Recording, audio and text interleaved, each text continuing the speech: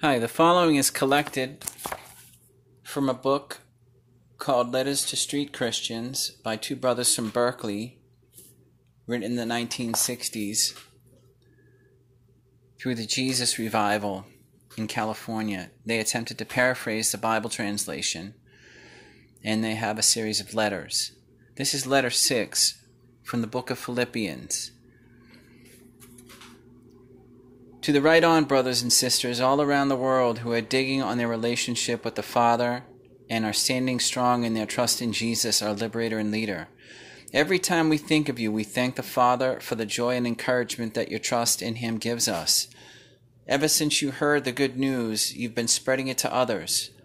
We know that our Father who started you as babies in His forever family will keep you growing toward adulthood until the day Jesus comes back for us. Even though we'll probably never see most of you until that day, the things we hear about you, your following Him, make us strong in our times of weakness. We keep asking Him to teach you more and more how to use the love He gives you so that even your lives on this earth will be pure and clean until the day Jesus comes. We trust Him to show Himself through you to the people of this world. One thing we want you to know is that all the things that are coming down around us are bringing honor to Jesus. When brothers and sisters act like Him, when they get messed over, others lose their fear and are bolder in telling the good news. We ought to all be talking with the Father, especially about the ones who are getting the worst out of it, like prison and torture and so forth, and asking Him to set them free. We know He'll do it one way or another.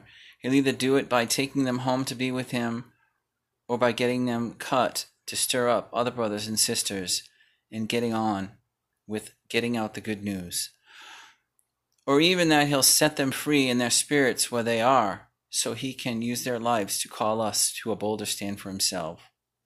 All of us who are free at the moment, let's stick together in getting the good news out no matter what comes down. If you get hassled, enjoy it. The very fact that it's happening shows that the good news divides people. Some are going to hell, and some are coming to Jesus. It also shows where you're at, because if you weren't getting to their heads, they wouldn't bother with you.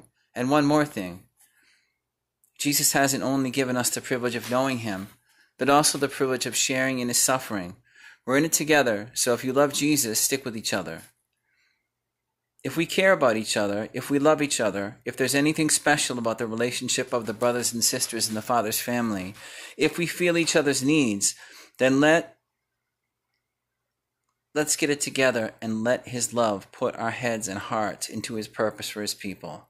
Forget about our ego tripping to the top spot. Instead, be humble and look at all the other brothers and sisters as being better than yourself. If you're really secure in Jesus, then you don't have to worry about defending your own trip. You'll be free to serve the needs of your brothers and sisters and the family as a whole. Remember, Jesus is the example for our lives, and He wants us to get into His attitude about ourselves. You may have a lot of special abilities and skills, but dig this.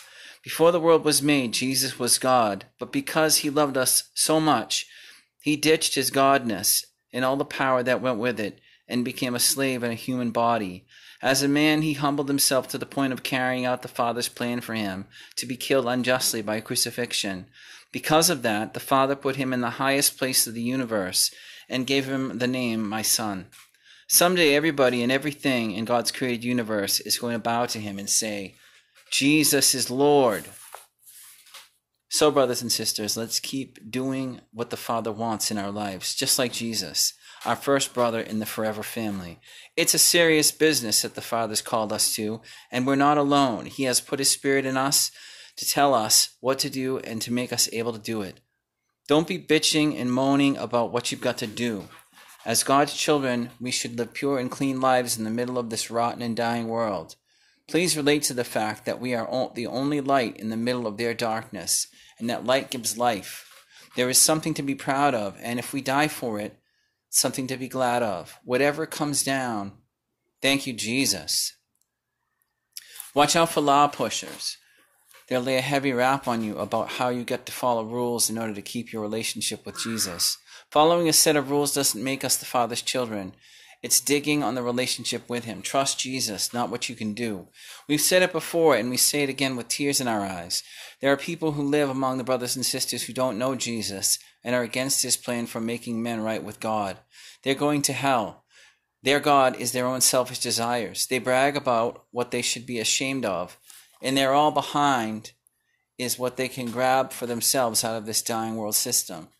But we're citizens of God's nation, members of his family, and we're waiting for the day Jesus, our liberator and leader, comes to take us to our homeland. When he does, he will change our dying bodies into beautiful forever bodies like his. When God brought us into his family, he changed our lives. He doesn't want us to have our heads into what we were before we knew him. It doesn't matter what went down in your life before that time. You might have been a needle freak, into some kind of sexual hang-up, into ripping people off. You might have even killed someone. Even if you came from the other side and never did anything wrong, the Father forgot all that trash, and you should too. Don't bother talking about it or even thinking about it, because it's all past, and the only thing that matters that is now you know Jesus. From now on, just push to know him better, to have the power that brought him back from the dead, to have a part with him in his suffering, and to learn what it means to die like Jesus did. What we need to be into is experiencing this fresh new life, which we have through the living connection with him.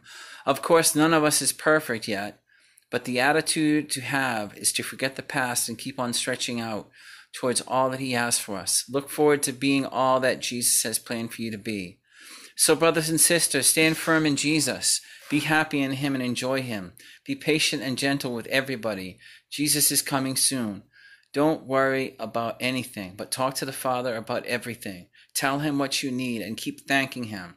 When you do that, his peace, the peace that goes deeper than any human mind can think of, will protect your heart and heads through your living connection with Jesus. Let the Father teach you how to be happy no matter what comes down. Be hip to the fact that whether you have all the money and stuff in the world or nothing at all, you can still do everything he wants you to through Jesus' power in your life. Just one last thing. Whatever is true, whatever is good, whatever is right, whatever is pure, whatever is beautiful, whatever is kind, all the good things the Father has given us, that's where your head belongs.